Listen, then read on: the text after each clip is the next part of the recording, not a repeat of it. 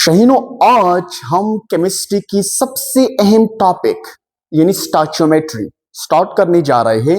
तो इसलिए आपने पूरा लेक्चर आखिर तक देखना है ताकि आपका पूरा कॉन्सेप्ट डेवलप हो जाए।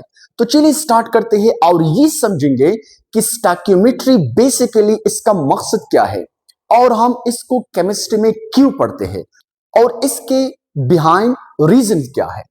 तो चलिए स्टार्ट करते हैं, बहुत मजा आएगा पढ़ने के बाद। स्टोइचियोमेट्री जो है ये टू ग्रीक वर्ड से डिराइव्ड है, टू ग्रीक वर्ड से, यानी derive from two Greek word, two Greek words. एक को हम कहते हैं स्टोइचियन, स्टोइचियन, ठीक है, टू ग्रीक वर्ड से डिराइव्ड है। Number one stoichion. अब स्टोइचियन का मकसद क्या है? स्टोइचियन का मकसद है एलिमेंट। क्या? Element, element. और इसी तरह मेट्रॉन का मतलब है, मेट्रॉन का मकसद है मेट्रॉन, मेजरमेंट, मेजरमेंट, मेजरमेंट। यानी स्टोइचियोमेट्री एक्चुअली हमारे पास मेजरमेंट है। यानी स्टोइचियोमेट्री एक्चुअल हमारे पास क्या है? ये एक मेजरमेंट है। किसका? एलिमेंट के। कब और कहां? जब केमिकल रिएक्शंस होते हैं उसी दौरान हम एलिमेंट्स की मेजरमेंट करते हैं। आइए किस तरह इसको हम मेजर करते हैं, इसको किस तरह हम पैमाइश करते हैं, तो इसकी तरफ हम जाते हैं। सबसे पहले हम स्टोइचियोमेट्री को थोड़ा सा डिफाइन करते हैं कि जो स्टोइचियोमेट्री एक्चुअल है ये क्वांटिटेटिव रिलेशनशिप है। क्वांटिटेटिव, क्वांटिटेटिव रिलेशन किसके बीच में? क्वांटिटेटिव रिलेशन है किसके बीच में? Reactant, reactant, reactant versus product. कहां पर? At chemical and chemical and chemical reactions, chemical reactions, ठीक है। जब केमिकल रिएक्शंस होते हैं तो केमिकल रिएक्शन में हमारे पास दो कंपोनेंट है, दो पार्ट्स है। एक को हम रिएक्टेंट कहते हैं, दूसरे को हम प्रोडक्ट्स कहते हैं। अब इन रिएक्टेंट और प्रोडक्ट के बीच में जब हम कंपैरिजन करते हैं कि कितनी प्रोडक्ट्स कितनी रिएक्टेंट से बनेगा, कितनी रिएक्टेंट रिक्वायर्ड है, दरकार है for the desire target product बनाने के लिए, तो इसको हम कहते हैं क्वांटिटेटिव रिलेशनशिप। और ये क्वांटिटेटिव रिलेशनशिप कौन बता रहा है? ये एक्चुअली स्टोइचियोमेट्री बता रहा है हमें। फॉर एग्जांपल, किस तरह? मेरे पास एक केमिकल रिएक्शंस है, ठीक है, एक केमिकल रिएक्शंस है, ये एक केमिकल रिएक्शंस है, आप इसको कंसिडर कीजिए। यानी वाटर, ठीक है, हमारे पास वाटर्स बनते हैं, ठीक है, waters, it will form water molecule. ये एक केमिकल रिएक्शंस है, ठीक है। अब इस केमिकल रिएक्शन में ये हमारे पास क्या है? इसको हम कहते हैं reactant. These are known as reactants, ठीक है। रिएक्टेंट हमेशा लेफ्ट साइड होगा, लेफ्ट साइड। और ये क्या है? इसको हम कहते हैं प्रोडक्ट। इसको हम क्या कहते हैं? प्रोडक्ट। प्रोडक्ट हमेशा राइट साइड होगा of the chemical equation, right side. यानी रिएक्टेंट और प्रोडक्ट्स एक केमिकल, और इसको हम क्या कहते हैं? इसको हम कहते हैं, this is called chemical equation. इसको हम कहते हैं केमिकल, केमिकल इक्वेशंस, ठीक है। केमिकल इक्वेशन एक्चुअली एक रिप्रेजेंटेशन है किसका? एक केमिकल प्रोसेस का, एक केमिकल रिएक्शंस का। अलामती तौर पर हम जब इसको प्रेजेंट करते हैं तो उसको हम केमिकल इक्वेशन कहते हैं। तो ये हमारे पास पानी बनाने का एक केमिकल प्रोसेस है, जैसे हमने अलामती तौर पर जाहिर किया हुआ है, इसलिए इसको हम कहते हैं केमिकल इक्वेशन।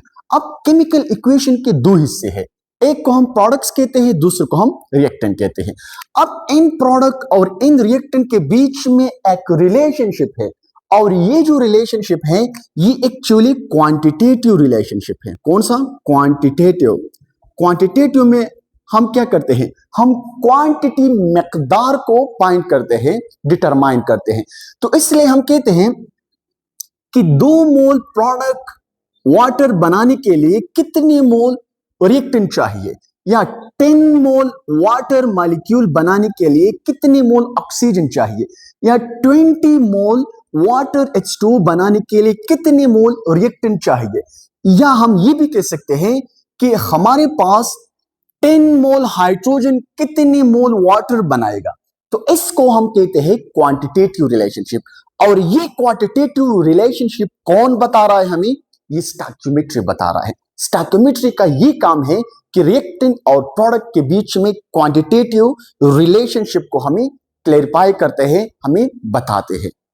अब जब भी हम स्टोइकियोमेट्री पढ़ते हैं तो स्टोइकियोमेट्री पढ़ने के लिए हमें कुछ बुनियादी कंडीशंस की जरूरत होते हैं। और वो कंडीशंस क्या है कि स्टोइकियोमेट्री में हम मस्ट जरूर एक केमिकल इक्वेशंस पढ़ते हैं, और ये जो केमिकल इक्वेशन है इसके बिना हम स्टोइकियोमेट्री पढ़ ही नहीं सकते।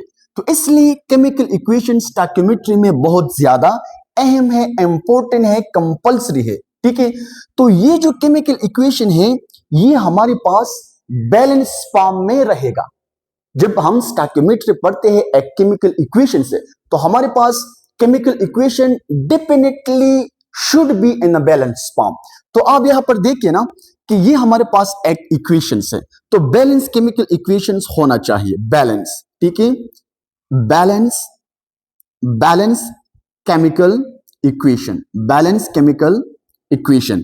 अगर इक्वेशन बैलेंस नहीं होते तो हम स्टोइकियोमेट्री पढ़ ही नहीं सकते। बैलेंस केमिकल इक्वेशन से मुराद ये है कि जो ये केमिकल रिएक्शन है, रिएक्टेंट और प्रोडक्ट साइड में जितने भी एलिमेंट्स होते हैं, एटम्स होते हैं, ये आपस में सेम इन नंबर होगा। ठीक है, यानी atoms, atoms, balance chemical equation का मतलब है कि atoms, atoms of reactant, reactant में जितने भी एटम्स होते हैं, रिएक्टेंट्स, ठीक है, एटम्स ऑफ द, यानी atoms of the reactants must be equal atom in a product. ठीक है, इन अ प्रोडक्ट्स, यानी आप यहां देखिए ना कि रिएक्टेंट साइड में कितनी एटम्स हैं, हाइड्रोजन के 4 एटम्स हैं। ठीक है, हाइड्रोजन की कितनी एटम्स हैं? 4 एटम ऑफ द हाइड्रोजन। ठीक है, यहां पर प्रोडक्ट साइड में वाटर में हाइड्रोजन के कितने एटम हैं? प्रोडक्ट साइड में भी वाटर में हाइड्रोजन में 4 एटम्स हैं, 2 और 2, 2 2 4। अच्छा, रिएक्टेंट साइड में ऑक्सीजन के कितने एटम हैं? 2 atom of the oxygen. Product side में ऑक्सीजन के भी 2 एटम्स हैं। ठीक है, तो ये जो इक्वेशन है ये हमारे पास बैलेंस है। अब इस बैलेंस केमिकल इक्वेशंस के हम स्टोइकियोमेट्री को पढ़ सकते हैं। अगर ये इक्वेशन बैलेंस नहीं होता तो फिर हम स्टोइकियोमेट्री पढ़ ही नहीं सकते इसका। तो इसलिए इस इक्वेशन का स्टोइकियोमेट्री हम पढ़ सकते हैं। अब इसका स्टोइकियोमेट्री हम किस तरह पढ़ेंगे? फॉर एग्जांपल हम कहते हैं कि हमारे पास यहां पर हम जब स्टोइकियोमेट्री इस इक्वेशंस का पढ़ते हैं तो इसके लिए हमने मोल रेशो को फाइंड करना है। ठीक है, मोल रेशो। और अब आगे इस लेक्चर को हम प्रोसीड करते हैं कि इसका मकसद क्या है, मोल रेशो, कोएफिशिएंट्स क्या होगा। ठीक है, और आगे हम इस पे मजीद प्रैक्टिस करेंगे। इससे आपने स्क्रीनशॉट लेना है। 2 मोल हाइड्रोजन, ठीक है, 2 मोल हाइड्रोजन प्लस ऑक्सीजन, और ये हमारे पास 2 मोल H2 वाटर्स बनाते हैं। ठीक है, ये जो इक्वेशन है इसको हम कहते हैं बैलेंस केमिकल इक्वेशन। ये इक्वेशंस क्या है? बैलेंस है। इसको हम बैलेंस केमिकल इक्वेशंस कहते हैं। क्या कहते हैं? Balance chemical equations. और मैंने आपको बताया कि बैलेंस केमिकल इक्वेशन से मुराद ये है कि रिएक्टेंट साइड में जितनी एटम है उतनी ही एटम प्रोडक्ट साइड में ही होगा of the same atom, same atoms की। ठीक है, यानी 4 hydrogen atom, 4 hydrogen atom product side में भी है, रिएक्टेंट साइड में भी। ये क्या है? इसको हम रिएक्टेंट साइड्स कहते हैं, reactants. Left side always reactant, right side always product. ये प्रोडक्ट्स है। ठीक है, ये प्रोडक्ट साइड में है, ये रिएक्टेंट साइड में है। अब यहां पर आपने एक पॉइंट नोट करना है, इस केमिकल इक्वेशन में ये जो नंबर है, इस नंबर को, ठीक है, इस नंबर को, इसको हम कहते हैं कोएफिशिएंट ऑफ रिएक्शन, ठीक है, कोएफिशिएंट, इसको हम कहते हैं कोएफिशिएंट, कोएफिशिएंट, इसको हम क्या कहते हैं, कोएफिशिएंट, यानी ये भी कोएफिशिएंट है, ये भी कोएफिशिएंट है और ये भी कोएफिशिएंट है। और इस कोएफिशिएंट का मकसद क्या है, ये जो कोएफिशिएंट है ये actually tell us about number of mole, किसके बारे में, नंबर ऑफ मोल्स के बारे में बताते हैं, नंबर ऑफ मोल्स के। यानी अगर आसान अल्फाज में मैं आपको ये बताऊं कि 2 मोल hydrogen 1 mole oxygen will form 2 mole water molecule, इस इक्वेशन को हम किस तरह पढ़ते हैं, ये हम मोल्स फॉर्म में पढ़ते हैं। और ये कौन बता रहा है, ये एक्चुअली ये कोएफिशिएंट हमें बता रहा है। यानी 2 मोल hydrogen 1 mole oxygen it will form 2 mole H2O। अब इसको हम क्या कहते हैं, इसको हम कहते हैं बैलेंस केमिकल इक्वेशन। और इस बैलेंस केमिकल इक्वेशन में ये जो कोएफिशिएंट है ये एक्चुअली हमें मोल्स के बारे में बता रहा है। अब जब भी हम स्टोइचियोमेट्रिक कैलकुलेशंस करते हैं तो हमने हमेशा मोल्स में ही करना है। स्टोइचियोमेट्रिक कैलकुलेशन मोल के अलावा हम मास में, पार्टिकल में, वॉल्यूम में नहीं कर सकते। अगर हमें डेटा गिवन हो मास में, वॉल्यूम में, पार्टिकल में, तो हमने वो डेटा कन्वर्ट करना है टू द मोल, फिर हमने मोल मोल रेशो करना है और इसके बाद फिर हमने डिजायर वैल्यू को फाइंड करना है। किस तरह, for example mole mole ratio क्या है, मोल मोल रेशो, जब भी हम स्टोइचियोमेट्रिक कैलकुलेशंस करते हैं तो इसके लिए हम मोल मोल रेशो को फाइंड करते हैं। मोल रेशो, मोल रेशो का मकसद क्या है, यानी अगर हाइड्रोजन और वाटर के बीच में जब मैं कंपैरिजन करता हूं तो इसका हाइड्रोजन एंड H2O, ठीक है, H2O, तो हाइड्रोजन के कितने मोल हैं, इक्वेशन से हमें पता चलते हैं कि 2 मोल ऑफ द हाइड्रोजन, ठीक है, 2 mole of hydrogen and 2 mole water, तो इसको हम कहते हैं मोल मोल रेशो।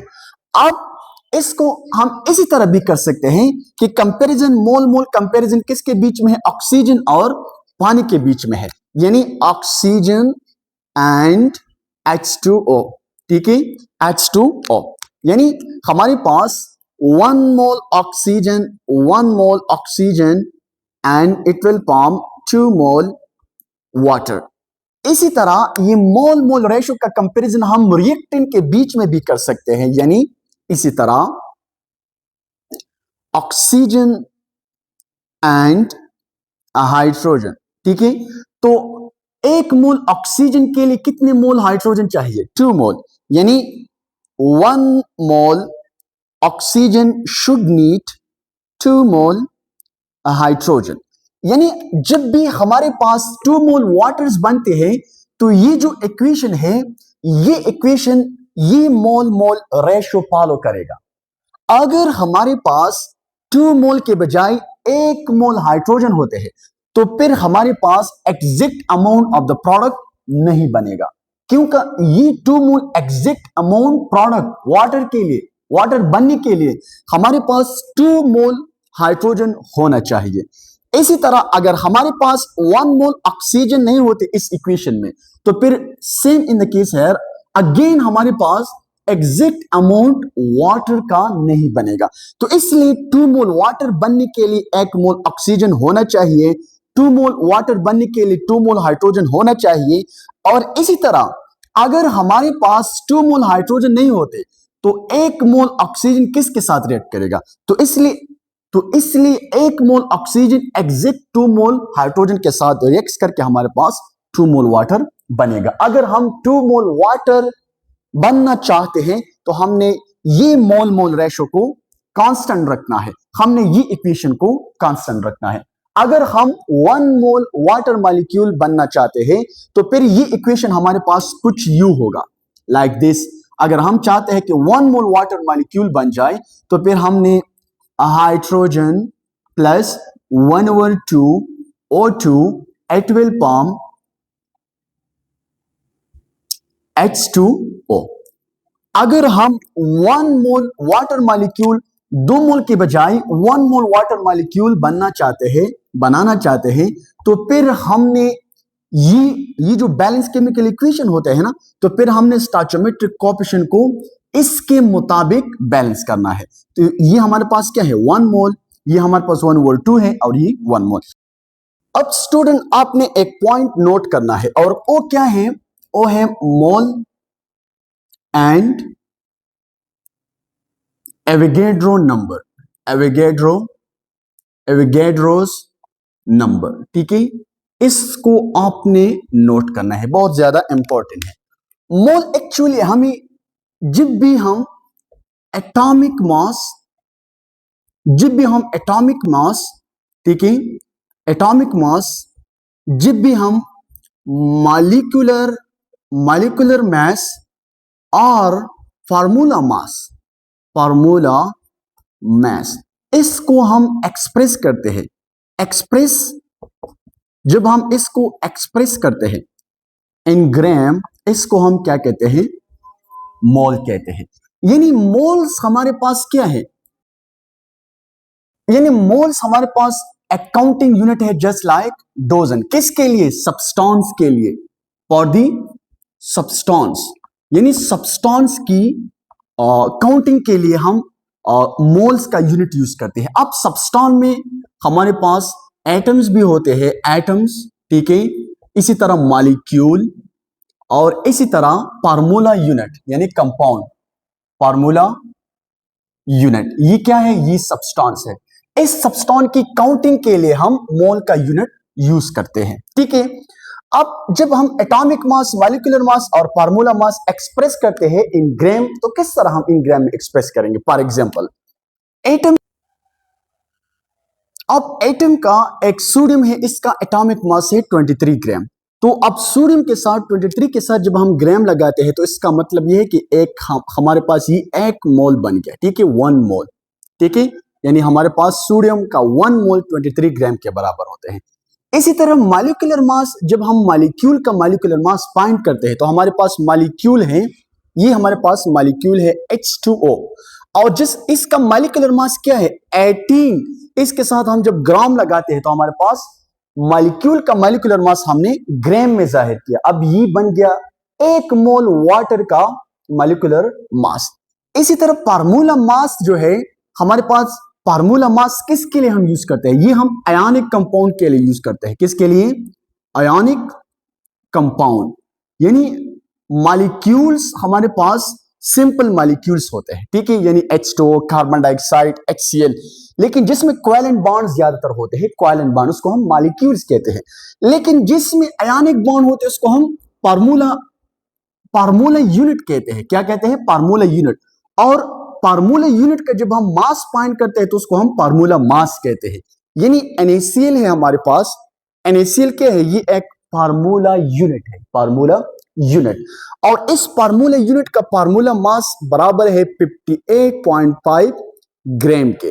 तो ये भी हमारे पास क्या है 1 मोल्स के बराबर है। यानी जब भी फार्मूला मास हम ग्राम में जाहिर करते हैं, मॉलिक्यूलर मास ग्राम में जाहिर करते हैं और एटॉमिक मास हम ग्राम में जाहिर करते हैं तो उसको हम क्या कहते हैं, इस सब्सटेंस का मोल कहते हैं। सोडियम की 1 मोल में 23 ग्राम होंगे, वाटर की 1 मोल में 18 ग्राम होंगे और NaCl का 1 मोल में 58.5 ग्राम होंगे।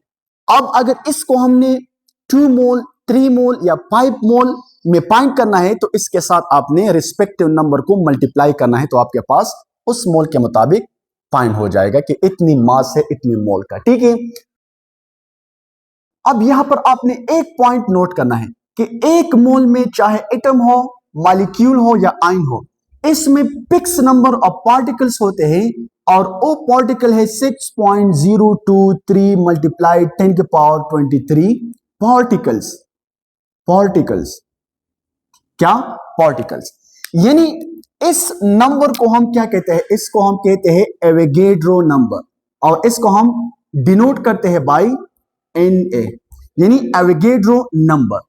अब ये जो पार्टिकल है, ये पार्टिकल एटम भी हो सकता है, एटम, ये पार्टिकल मॉलिक्यूल भी हो सकते हैं, मॉलिक्यूल, ठीक है, मॉलिक्यूल्स। और ये पार्टिकल आयंस भी हो सकते हैं, आयंस, ठीक है। और ये पार्टिकल फार्मूला यूनिट भी हो सकते हैं, फार्मूला, फार्मूला यूनिट। किस तरह? फॉर एग्जाम्पल मैं कहता हूं कि 1 मोल Na, 1 मोल Na, तो ये जो Na है ये एक्चुअली एटम है। तो इसका मतलब ये है कि इसमें 6.023 मल्टीप्लाई 10 के पावर 23 एटम्स है। किसका? सोडियम का। अब अगर मैं कहता हूं कि 1 मोल H2O, 1 मोल H2O, तो 1 मोल H2O में कितने मॉलिक्यूल्स होते हैं? 6.023 मल्टीप्लाई 10 के पावर 23 मॉलिक्यूल। क्या? मॉलिक्यूल्स। अब अगर मैं कहता हूं कि 1 मोल NaCl, तो इसका मतलब ये है कि 6.023 मल्टीप्लाई 10 के power 23 formula unit, formula unit. अगर मैं कहता हूं कि 1 मोल सोडियम आयन, ये आयंस है, तो इसका मतलब ये है कि 6.023 मल्टीप्लाई 10 के पावर 23 आयन, सोडियम का आयंस होगा। अगर मैं कहता हूं कि 1 मोल इलेक्ट्रॉन, 1 मोल इलेक्ट्रॉन, तो इसका मतलब ये है कि 1 मोल इलेक्ट्रॉन में 6.023 मल्टीप्लाई 10 के पावर 23 इलेक्ट्रॉन्स होंगे, ठीक है, इलेक्ट्रॉन, ये इलेक्ट्रॉन हो सकते हैं। तो इसलिए 1 मोल में फिक्स नंबर ऑफ पार्टिकल्स होते हैं जिसका वैल्यूज इक्वल है इस वैल्यू की। इसको हम कहते हैं एवोगैड्रो नंबर, यानी a mean Avogadro and mean number. यहां पर आपने इसको नोट करना है। अब स्टूडेंट, जब हम मोल को मालूम करते हैं मास से, मोल को जब हम मालूम करते हैं पार्टिकल से, और मोल को हम मालूम करते हैं वॉल्यूम से, इसके लिए फार्मूलास है। ये फार्मूलास आपने नोट करना है। यानी मोल इज इक्वल टू हमारे पास है mass in gram, mass in gram divide by molar mass, ठीक है, मोलर मास। एक फार्मूला ये है, जैसे हमारे पास मास गिवन हो, इससे हम मोल फाइंड कर सकते हैं। दूसरा है mole is equal to number of particle, number of particles divide by Avogadro number 6.023 multiply 10 के पावर 23। इसको हम एवोगैड्रो नंबर भी लिख सकते हैं। मोल्स को जब हम पार्टिकल्स हमारे पास गिवन है, इससे हम मोल फाइंड कर सकते हैं। और इसी तरह लास्ट वन जो है, mole is equal to volume in DM cube divide by molar volume, ठीक है। तो ये 3 फार्मूला है किसके लिए? ये मोल कैलकुलेशंस के लिए। जब हमारे पास मास गिवन हो, हमारे पास पार्टिकल्स गिवन हो, या हमारे पास वॉल्यूम गिवन हो, तो इसको हम कन्वर्ट करते हैं किसको? मोल्स को। इसको हम कहते हैं मास मोल रिलेशन। इसको हम क्या कहते हैं? इसको हम कहते हैं मास मोल रिलेशन, ठीक है, मास मोल रिलेशन। इसको हम कहते हैं पार्टिकल मोल रिलेशन, ठीक है, पार्टिकल मोल रिलेशन। और इसको हम कहते हैं वॉल्यूम एंड मोल रिलेशन, ठीक है, वॉल्यूम एंड मोल रिलेशन। अब यहां पर आपने एक पॉइंट नोट करना है। ये जो मोलर वॉल्यूम है, इसको आपने अंडरस्टैंड करना है। मोलर वॉल्यूम का वैल्यू है 22.4 डीएम क्यूब और 22.4 लीटर, ठीक है, दोनों आप लिख सकते हैं। अब ये जो मोलर वॉल्यूम है, इसके पीछे बहुत बड़ा लॉजिक है, आपने इसको समझना है। यानी हमारे पास फॉर एग्जांपल डिफरेंट गैसेस, ठीक है, ये ऑक्सीजन गैस है, ये क्या है, ये हमारे पास हाइड्रोजन गैस है और ये हमारे पास नाइट्रोजन गैस है। कौन से gas? Nitrogen. Nitrogen gas, hydrogen gas और ऑक्सीजन गैस। लेकिन ये जो गैस है ये 1 मोल है, 1 मोल ऑक्सीजन है, 1 मोल हाइड्रोजन है और 1 मोल नाइट्रोजन है। अब इसको हम प्रोवाइड करते हैं एसटीपी कंडीशन। एसटीपी से मुराद ये है standard temperature and standard pressure. तो स्टैंडर्ड टेम्परेचर कितना है? 273.15 केल्विन, ये स्टैंडर्ड टेम्परेचर है। स्टैंडर्ड प्रेशर कितना है? स्टैंडर्ड प्रेशर है 1 atm। जब भी हम ये कंडीशन सेम टेम्परेचर और प्रेशर इन तीनों गैसों को हम प्रोवाइड करते हैं, ये तीनों के तीनों गैस जब हम इस कंडीशंस पर रखते हैं तो ये गैस, ये और ये सारा सेम वॉल्यूम ऑक्युपाई करेगा, सेम वॉल्यूम रखेगा। जैसे इक्वल है 22.4 dm³। इस वॉल्यूम्स को हम कहते हैं मोलर वॉल्यूम।